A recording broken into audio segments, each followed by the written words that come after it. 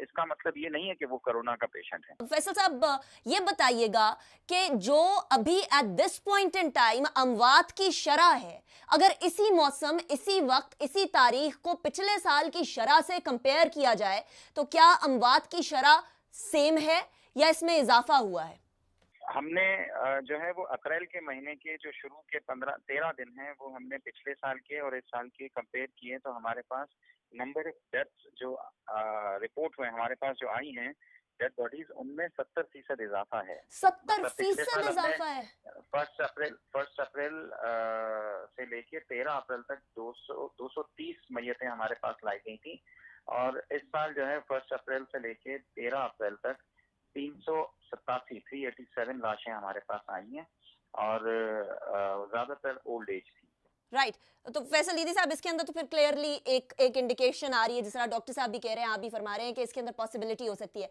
ऐसी सूरत हाल में फैसल दीदी साहब, गवर्नमेंट के साथ क्या कोऑर्डिनेशन की जा सकती है कि हमारे पास जो अमवात की तादाद है और वो जिसके अंदर 70% इजाफा हो गया है और उसके अंदर ज्यादातर के अंदर लिखा हुआ है कि रेस्पिरेटरी अरेस्ट है, ऐसी सूरत हाल में गवर्नमेंट को ये डाटा फराहम किया जाए, या आपकी नजर में गवर्नमेंट इस डाटा में इंटरेस्टेड है भी या नहीं? मेरी बिल्कुल फिल्म के जो हेल्थ मिनिस्टर हैं अजरा साहबा, मुझे उनका फोन आया था सुबह, और उन्होंने मुझसे लिस्ट मांगी है, तो वो हम इनको प्रोवाइड कर रहे हैं, और उन्होंने कॉन्टेक्ट नंबर्स भी मांगे हैं उन सारे घर वालों के, ताकि जो है वो इसको डिटेल इन्वेस्टिगेट कर सकें कि क्या कॉजेज हैं। लेकिन हमने खुद भी इसको डिटेल इन्वेस्टिगेशन की है, क्योंकि बहुत सारी वजह आईसीयू से आई थी, तो हमने उन आईसीयूज में हमारे जानने वाले थे, उनसे फोन पे बात करके उनसे पूछा कि ये क्या कोरोना के पेशेंट्स हैं, तो उन्होंने कहा नहीं, ये कोरोना के पेशेंट्स नहीं है, लेकिन आम रूटीन में हमारे यहाँ जो है वो 2 चीजें कॉज ऑफ डेथ लिखी जाती है, रेस्पिरेटरी अरेस्ट या जो है वो कार्डियक अरेस्ट। तो यही 2 चीजें हमारी रूटीन में चलती हैं, ये हिस्ट्री नहीं लिखते हैं मरीज की, या जो इंस्टेंट वजह बनी है, या जो उसकी जो मेडिकल रीजन थी वो बाज़ औक़ात नहीं लिखते। यही 2 चीजें लिख के जो है वो डेथ सर्टिफिकेट बना देते हैं।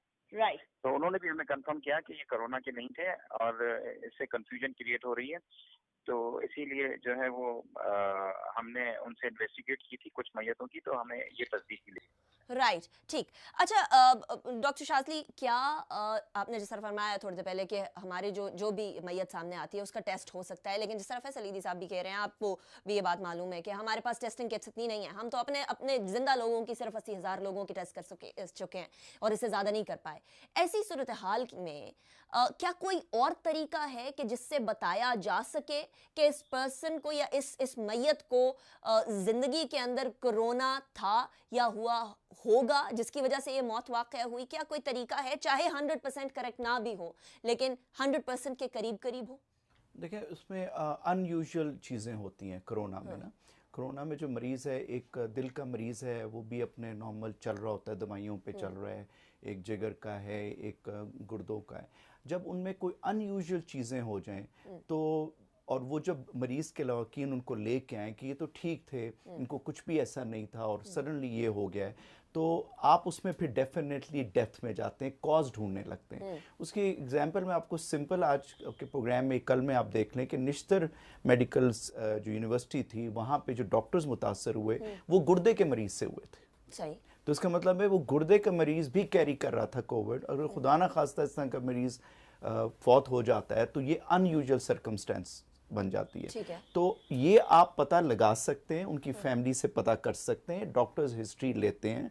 जैसे फैसल साहब ने कहा कि वो अस्पताल वाले नहीं, वो हम यही लिखते हैं, ऐसा नहीं होता, हम बड़ी डिटेल हिस्ट्री लेते हैं और हमें पता चल जाता है एक्सरे देख के, बात वो करके कि हाँ 99% तो हम नहीं बता सकते, लेकिन हमें अगर वो अनयूजुअल प्रेजेंटेशन में आता है, उसके अलामात अनयूजुअल होते हैं, वो बीमार बहुत जल्दी हो जाता है और कोई चीज़ एक्सप्लेन नहीं हो रही होती, तो फिर कोविड का टेस्ट उसका बनता है और आप उसमें उस कैटेगरी में उसको डाल सकते हैं। अच्छा डॉक्टर साहब, एक आम शख्स के जो लंग्स हैं और एक कोविड-19 पेशेंट्स के लंग्स के एक्सरे में फर्क क्या होता है, जो आप बता सकते हैं देखकर कि ये कोविड-19 का पेशेंट? जो नॉर्मल जो एक बंदा होता है उसमें तो लंग्स उसके नॉर्मल होंगे, उसमें कोई दाग, कोई चीज़ आपको नज़र नहीं आएगी। ठीक है। कोविड का जो मरीज़ आता है उसकी बड़ी एक पहचान होती है कि ये उसको नमोनिया होता है बेसिकली। जो सार्स कोव 2 वायरस है, ये कोविड डिजीज करता है 19, और इससे नमोनिया, ज़्यादा नमोनिया होता है, ब्रेन को भी इफेक्ट करता है, ये आपके हार्ट को भी इफेक्ट कर सकता है, मल्टी सिस्टम ऑर्गन फेलियर एजा डैमेज करके मरीज को मार देता है। लेकिन ज़्यादा ये जो करता है वो आपके रेस्पिरेटरी सिस्टम और आपके जो है फेफड़ों को डैमेज करता है।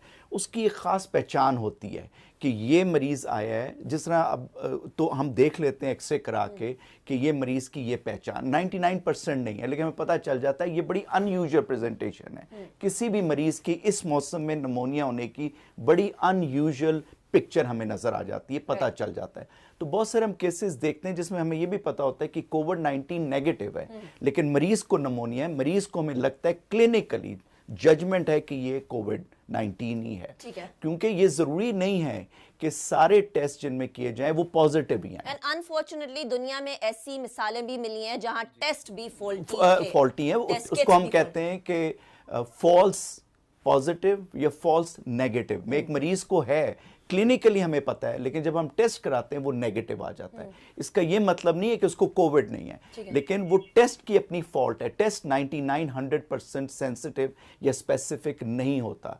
तो अभी तो जिद्दत आ रही है इसमें टेस्ट होंगे, वो तो आपको होगा, लेकिन बहुत सारे लोग जिस तरह अभी ये कह रहे थे कि रीसर्फेस केस हो रहे हैं, चाइना की मिसाल लोग रहे, उसमें एक थ्योरी ये भी थी कि हो सकता है ये जिनको आप पहले नेगेटिव कह रहे हो, ठीक है, वो उस टाइम पॉजिटिव ही थे और वही आपको पॉजिटिव मिल रहे हैं, या वाइस वर्सा। तो ये बड़ा मुश्किल है पता लगाना। तो टेक्निक कैसे आपने यूज की, उस टेस्ट को कैसे लिया, किसने लिया, कैसे पहुंचाया, लेबोरेटरी में किसने, ये एक पूरी एक साइंस है, एक पूरी वो है। अगर आप उसमें एक भी स्टेप है, एक भी स्टेप आप खराब कर दोगे, वो टेस्ट या नेगेटिव हो जाएगा या फॉल्स पॉजिटिव, यानी जिसको नहीं है उसका पॉजिटिव हो जाए और जिसको है उसका नेगेटिव भी हो सकता है। राइट। अच्छा फैसल साहब, एक और सवाल जो आम लोगों के जहन में था और सोशल मीडिया पे भी बड़ा उठाया गया सवाल को, कि आपने 1 करोड़ रुपए का चेक दिया प्राइम मिनिस्टर फंड में। ईदी एक ऐसा नाम है जिसको पूरा पाकिस्तान आंखें बंद करके उस पर यकीन करता है, और हमें यह भी मालूम है कि ईदी का नेटवर्क बहुत वास्ट है और तकरीबन पूरे पाकिस्तान के अंदर ही मौजूद है।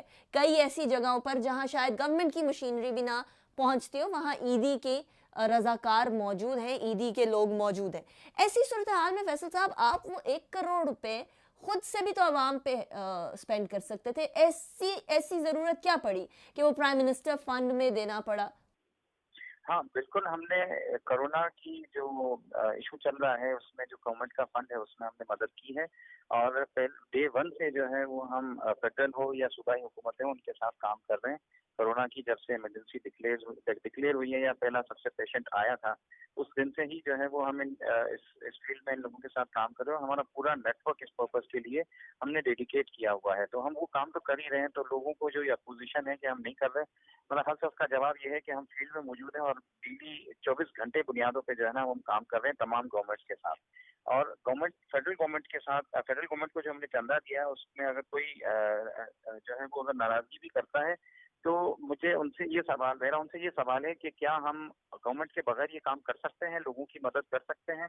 और अगर हम गवर्नमेंट के से हट के करेंगे, इंडिविजुअल बुनियाद पे करेंगे, तो मुझे लगता है कि हम कोरोना के कॉज को जो है वो नुकसान पहुंचाने की बजाय फायदा पहुंचाना शुरू कर देंगे। हम मिलके ही, क्योंकि गवर्नमेंट का नेटवर्क और हमारा नेटवर्क मिलके जो कोरोना के खिलाफ काम कर सकता है, हम अलग अलग रह के अलग अलग 1.5 इंच की मस्जिद बना के नहीं कर सकते। इसलिए मेरी अपोजिशन से भी और तमाम इवन हुकूमती इदारों से और हुकूमती पॉलिटिशियन से भी जो है वो दरख्वास्त है कि एक दूसरे की मुखालफत और टांगे खींचने की बजाय एक ही प्लेटफॉर्म पे आ जाए, और कम से कम जब तक कोरोना की इमरजेंसी है वो एक ही पेज पे रहते हुए जो है वो काम करें।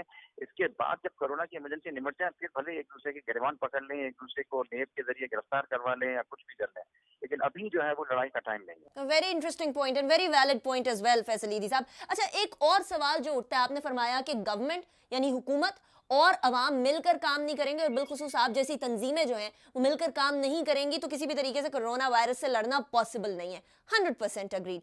ऐसे में फैसल ईदी साहब, क्या आपको हुकूमत की तरफ से एक गाइडलाइन फराहम की जा रही है कि आप जो है इस इलाके के अंदर काम करें, या ये वाले काम की हुकूमत को ज़रूरत है, हम खुद नहीं कर सकते इसलिए आपकी मदद की क्योंकि आपका नेटवर्क बहुत ज़्यादा वसी है, आपकी ज़रूरत है? ऐसी कोई गाइडलाइन अभी तक आ रही है या इसका अभी तक फुकदान है?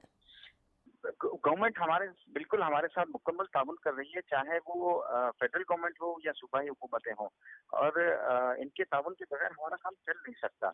और हमारा नेटवर्क जो है वो फुली तरीके से तमाम तर गवर्नमेंट अस्पतालों से, इनके नेटवर्क से जुड़े हुए हैं और दिन रात जो है वो काम कर रहे हैं। बस कुछ औकात हमें बाज़ औकात परेशानी हो जाती है, जैसे कि सिविल एविएशन में हमारी जो है वो हमें फ्लाइंग करने की मुझे परमिशन नहीं दी, जिसकी वजह से मुझे पूरे सेंट्रल पंजाब में बाय रोड जो है वो विजिट करना पड़ा, और सारे सेंटर्स अभी भी मैं जो विजिट कर रहा हूँ बाय रोड कर रहा हूँ, जिसमें मुझे बहुत ज्यादा टाइम लग रहा है। अगर वो मुझे फ्लाइंग करने की इजाजत दे देते, पता नहीं क्यों उन्होंने नहीं दी, और इनसे रिक्वेस्ट है कि अगर सिविल एविएशन मुझे अगर जो है वो फ्लाइंग करने की इजाजत दे दें तो हमारे लिए बहुत आसानी हो जाएगी। और हमें बहुत सारी जगहों पे अपने बंदे पहुंचाने होते हैं जहाँ पे हौसला टूट जाता है, हमें उनसे जाके मिलना होता है, क्योंकि अभी तो इतनी सूरत हाल खराब नहीं है, आगे जाके बहुत ज्यादा सूरत हाल खराब होगी। बहुत सारी किट्स होती हैं, चीजें होती हैं, सामान होता है, वो हमें अपने जहाज के जरिए पहुंचाना होता है। अगर वो हमें इजाजत नहीं देंगे हमें बहुत परेशानी होगी। तो इसलिए आज ही उन्होंने हमें एक लेटर लिख दिया है कि हम आपको